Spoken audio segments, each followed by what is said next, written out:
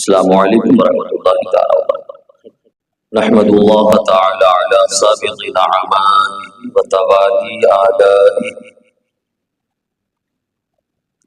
ونستزيده سبحانه وتعالى من فضله ونسأله العون والسداد ونصلي على صفوة أنبيائه وخاتم رسله وأصفيائه وعلى آله وصحبه ومن اتبع هديه إلى يوم الدين، وبعد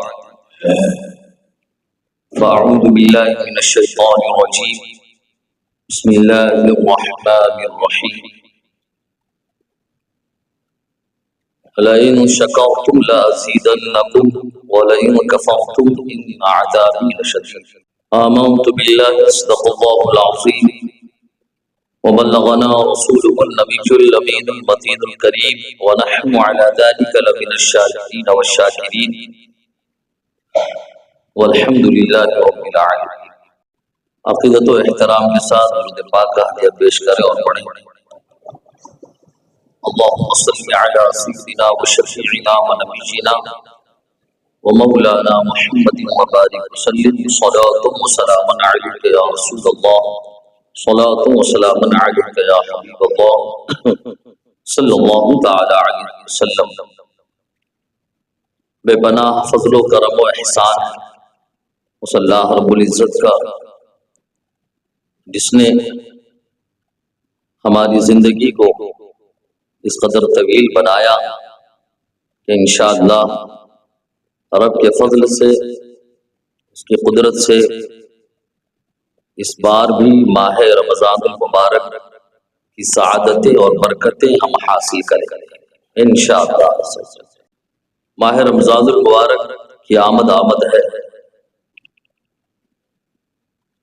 آقا کریم صلی اللہ تعالی علیہ وسلم کی عادت کریمہ تھی، آپ کا یہ مزاج تھا کہ رمضان کی آمد سے قبل ہی آپ اس کی تیاریوں میں عملاً مشق میں آپ لگ جایا کرتے تھے۔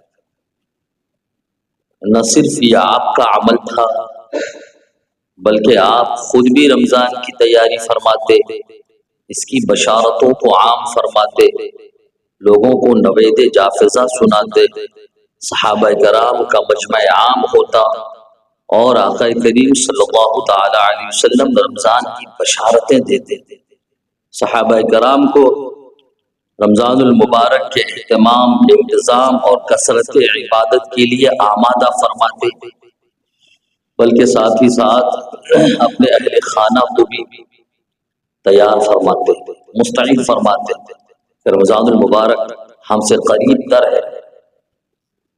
ذہنی طور پر آپ اپنے اہل خانہ کو، صحابہ کرام کو تیار فرماتے۔ تو آمد رمضان سے قبل رمضان کی تیاریوں میں لگنا یہ نبی کریم صلی اللہ تعالی علیہ وسلم کی اور آپ کے اصحاب کے اور آپ کے اہل خانہ کی سنت مبارکہ ہے۔ اب یہیں پر رہ کے ایک بات یہ کہ رمضان سے قبل اس کی تیاریوں میں لگنے سے مراد کیا ہے؟ ہماری تیاریاں الگ ہیں اور حضور کی تیاریاں الگ تھی۔ حضور جو تیاریوں میں لگتے تھے، صحابہ کرام جو کمر بستہ ہوتے تھے، حضور کے گھر والے جو ذہنی طور پر تیار ہوتے تھے، وہ عبادت کے لیے، روزے کے لیے، تسبیح و تحلیل کے لیے، اللہ رب العزت کی عبادت بجا لانے کے لیے۔ لیکن ہمارا مزاج مختلف ہے، ہمیں الگ ہی ٹینشن ہوتا ہے، الگ ہی فکر لائق ہوتی ہے کہ رمضان آنے والا ہے، رمضان آنے والا ہے مطلب عید ہمارے سروں پر ہے، کپڑے لانا ہے، بچوں کی تیاریاں کرنا ہے، یہ لباس سلانا ہے، اس طرح کا سوٹ پہننا ہے۔ نہیں، رمضان اور عید کی تیاریوں سے یہ مراد نہیں، بلکہ رمضان کی تیاریوں سے مراد یہ ہے کہ ہمیں ایک نظام مرتب کرنا ہے، ایک نصاب عبادت مرتب کرنا ہے کہ پورا سال جو کوتاہیوں کے نظر ہو گیا، انشاءاللہ رمضان میں ہم اپنے پورے سال کی کوتاہیوں کا کفارہ ادا کریں، ہم عبادت کریں، نمازیں پڑھیں گے، کثرت کے ساتھ تلاوت کریں گے۔ وجہ کیا ہے؟ وجہ یہ ہے کہ رمضان المبارک وہ رحمت و برکت اور مغفرت کا مہینہ ہے کہ جس میں اگر ہم عام عبادت کر رہے ہیں، عام خیر کا کام کر رہے ہیں، تو اور مہینوں میں غیر رمضان میں جو فرض کا ثواب ہوتا ہے، رمضان المبارک کے اندر ایک نفل کا ثواب ہو جاتا ہے۔ اور پھر رمضان میں فرض کی تو بات ہی کچھ اور ہے۔ غیر رمضان میں 70 فرائض میں جو ثواب ملتا ہے، رمضان المبارک کے اندر ایک فرض ادا کرنے پر وہ ثواب ملتا ہے۔ تو ہمیں چاہیے کہ یہ مہینہ جو ہمارے گناہوں کو جلا کر خاکستر کرنے والا مہینہ ہے، جو ہماری روحانیت کی بالیدگی کا مہینہ ہے، تزکیہ نفس کا مہینہ ہے، اندرونی طور پر جو گندگی ہے، جو غلاظت ہے، ان کو صاف کر کے کمال بندگی حاصل کرنے کا جو مہینہ ہے، اس مہینے کا ایک نصاب مرتب کرے، ایک نظام ترتیب دے، اور پھر اسی کی روشنی میں پورا مہینہ گزارنے کی کوشش کرے۔ روزے کا بہت بڑا فائدہ اور سب سے بڑا فائدہ جو قرآن نے بیان کیا ہے، لعلکم تتقون، کتب علیکم الصیام کما کتب علی الذین من قبلکم لعلکم تتقون، کہ ہم پر جو اللہ نے روزہ فرض فرمایا ہے، اس کا سب سے بڑا فائدہ، سب سے بڑا ثمرہ جو بندوں کی طرف پلٹ کے آتا ہے وہ کیا ہے کہ بندے کے اندر پرہیزگاری آ جاتی ہے، اس کی روحانیت کو عروج ملتا ہے، اس کی روحانیت پروان چڑھتی ہے، اور بندہ پھر اپنے اس کے رب کو جیسا بندہ مطلوب ہے، بندہ اس کمال تک پہنچ جاتا ہے۔ تو سب سے بڑا ثمرہ اور سب سے بڑا فائدہ اور نتیجہ یہ ہے کہ بندے کے اندر پرہیزگاری آ جاتی ہے۔ لہٰذا ایک نصاب اور ایک نظام ترتیب دے کہ انشاءاللہ اس بار ماہ رمضان المبارک ہم اس طریقے سے گزاریں گے۔ آیت شریفہ جس کی تلاوت کا میں نے شرف حاصل کیا، لئن شکرتم لازیدنکم ولئن کفرتم ان عذابی لشدید، اللہ کا فرمان ہے اے میرے بندو، اگر تم شکر ادا کرو گے تو میں نعمتوں میں مزید اضافہ کرتا چلا جاؤں گا۔ جو نعمتیں میں نے تمہیں عطا کی ہیں، جو دولتیں، جو شہرتیں، جو عزتیں، کسی بھی طرح کی نعمتیں، نعمتوں کا کیا شمار ہے؟ نعمتوں کا کوئی شمار تھوڑی ہے، ہم اسے قید تعداد سے مقید نہیں کر سکتے، اتنی تعداد ہے، اتنی تعداد ہے، اتنی تعداد ہے، اتنی تعداد ہے۔ وَإِن تَعُدُّوا نِعْمَتَ اللَّهِ لَا تُحْصُوهَا، رب نے خود فرمایا، اس منعم حقیقی نے جس نے ہم پر بے پناہ انعامات و اکرامات کی برسات کو نازل فرمایا، اس رب نے فرما دیا وَإِن تَعُدُّوا نِعْمَتَ اللَّهِ لَا تُحْصُوهَا، تم اس در پہ نہ ہونا کہ تم میری نعمتوں کو شمار کرنے لگے، اگر کوشش کرو گے شمار کرنے کی تھک جاؤ گے، تھک ہار کر بیٹھ جاؤ گے، میری نعمتوں کو شمار میں نہیں لا سکتے ہو، میری نعمتوں کی تعداد کتنی ہے اسے کسی قید میں تو مقید نہیں کر سکتے ہو۔ وَإِن تَعُدُّوا نِعْمَتَ اللَّهِ لَا تُحْصُوهَا، نہیں شمار کر سکتے ہو اللہ کی نعمت۔ پھر اللہ نے جو اتنی نعمتیں، اتنی عنایتیں، اتنی نوازشیں ہم پر کی ہے، اتنی نعمتیں ہمیں عطا فرمائی ہے، وہ منعم حقیقی ہم سے کیا چاہتا ہے جس نے اتنی نعمتیں عطا فرمائی؟ کیا وہ ہم سے عبادت کا مشتاق ہے؟ کیا اسے ہماری عبادت کی ضرورت ہے؟ کیا اسے ہماری ریاضت کی حاجت ہے؟ کیا اسے ہمارے حج کی ضرورت ہے؟ کیا وہ ہمارے عمرے کا محتاج ہے؟ کیا ہمارے روزے کا محتاج ہے؟ صدقات و خیرات کا محتاج ہے؟ زکوٰۃ کا محتاج ہے؟ یا دیگر عبادات نوافلہ کا محتاج ہے؟ نہیں، اللہ کی ذات تو بے نیاز ہے، اسے کسی کی حاجت و ضرورت نہیں، وہ کسی کا محتاج نہیں ہے۔ اللہ کی شان تو یہ ہے پیارے کہ رب فرماتا ہے یا ایھا الذین آمنوا من یرتد منکم عن دینہ فسوف یأتی اللہ بقوم یحبهم ویحبونہ، ہم مومن ہیں، اس کا فائدہ اور ثمرہ ہماری ذات کی طرف پلٹنا ہے، ہم مومن ہوئے، اس کا فائدہ ہمیں ملنا ہے، ہمارے ایمان لانے سے بھی اللہ کا کوئی نفع اور نقصان وابستہ نہیں ہے۔ رب فرما رہا ہے اے ایمان والو من یرتد منکم عن دینہ، تم میں سے کچھ لوگ اگر دین سے پھر جائیں، میری وحدانیت کا انکار کر دیں، میرے محبوب کی رسالت کا انکار کر دیں، دین اسلام کو چھوڑ کر اگر وہ مرتد ہو جائے، اللہ کو کچھ فرق نہیں پڑنے والا، اللہ کو کچھ فرق نہیں پڑنے والا ہے، بلکہ اس کی قدرت اور اس کی شان بے نیازی کا عالم یہ ہے فسوف یأتی اللہ بقوم، ان قریب اللہ رب العزت ایسی قوم کو پیدا فرمائے گا یحبہم ویحبونہ، جو اللہ سے محبت کریں گے اور اللہ ان سے محبت فرمائے گا۔ ہماری عبادت و ریاضت یا ہمارے اسلام و ایمان سے اللہ کا نفع و نقصان نہیں جڑا ہوا ہے۔ ہم مومن ہوئے، مومن مرے تو ہمارے لیے بھلائی ہے، آخرت کی نعمتیں ہیں، جنت کی نعمتیں ہیں، اللہ کی عنایتیں ہیں، اللہ کا دیدار ہے۔ لیکن اگر کوئی ایمان کو چھوڑ دے، مرتد ہو جائے، دائرہ اسلام سے نکل جائے، ایمان سے خارج ہو جائے، تو اس سے اللہ کا نہ نفع وابستہ ہے نہ نقصان جڑا ہوا ہے۔ بات سمجھ رہے؟ ہاں، اللہ کی شان بے نیاز ہے، وہ ہماری عبادت، ہماری روزہ، ہمارے اسلام کا محتاج نہیں ہے۔ اور ایک جگہ اللہ نے فرمایا یمنون علیک ان اسلموا قل لا تمنوا علی اسلامکم بل اللہ یمن علیکم ان ہداکم للایمان۔ لوگ اگر یہ سمجھتے ہیں کہ ہم اسلام لا کر ہم نے رسول گرامی وقار صلی اللہ علیہ وسلم کا کلمہ پڑھ کر ہم نے ان پر احسان کیا ہے، معاذ اللہ، یا اللہ پر احسان کیا ہے، یا اللہ رب العزت کو ہمارے اسلام کی حاجت و ضرورت ہے، تو اللہ نے واضح لفظوں میں اعلان فرما دیا یمنون علیک ان اسلموا، محبوب یہ اسلام لا کر گویا یہ جتانا چاہتے ہیں کہ انہوں نے تم پر احسان کیا ہے۔ قل لا تمنوا علی اسلامکم، محبوب آپ انہیں بتا دیں، واضح لفظوں میں بتا دے، لا تمنوا علی اسلامکم، تم اسلام لا کر مجھ پر کچھ احسان نہیں کر رہے ہو، بل اللہ یمن علیکم ان ہداکم للایمان، بلکہ یہ اللہ کا تم پر احسان عظیم ہے کہ اللہ نے تمہیں ایمان کی دولت سے مالا مال فرمایا ہے، اللہ نے تمہیں ایمان کی ہدایت عطا فرمائی ہے، اللہ نے تمہیں دولت اسلام سے مالا مال فرمایا۔ بات سمجھ رہے؟ تو ہمارے اسلام سے، ہمارے ایمان لانے سے، ہماری عبادت و ریاضت سے، تسبیح و تحلیل سے، روزہ کی کثرت سے، حج سے، نماز سے اللہ کا کوئی فائدہ یا اللہ کا کوئی نقصان وابستہ اور جڑا ہوا نہیں ہے۔ لئن شکرتم لازیدنکم، اللہ نے فرمایا میں نے تمہیں نعمتیں دی، میری نعمتوں پر شکر گزار بندہ بنو گے تو میں مزید تمہاری نعمتوں کو بڑھاؤں گا۔ اتنی نعمتیں دی، پھر اللہ ہم سے چاہتا کیا ہے؟ ہم سے کیا چاہتا ہے؟ کیا مطالبہ فرماتا ہے؟ کچھ مطالبہ نہیں فرماتا، کچھ مطالبہ نہیں فرماتا ہے۔ ہم سے اللہ کا کوئی نفع وابستہ نہیں ہے، ہم سے اللہ کا کوئی نقصان جڑا ہوا نہیں ہے، وہ بے نیاز ہے۔ قل هو اللہ احد اللہ الصمد، محبوب فرما دو کہ وہ اللہ یکتا ہے، واحد ہے، اللہ الصمد، اور وہ بے نیاز ہے، وہ بے نیاز ہے، وہ بے نیازی شان کا مالک ہے۔ پھر اللہ ہم سے چاہتا کیا ہے؟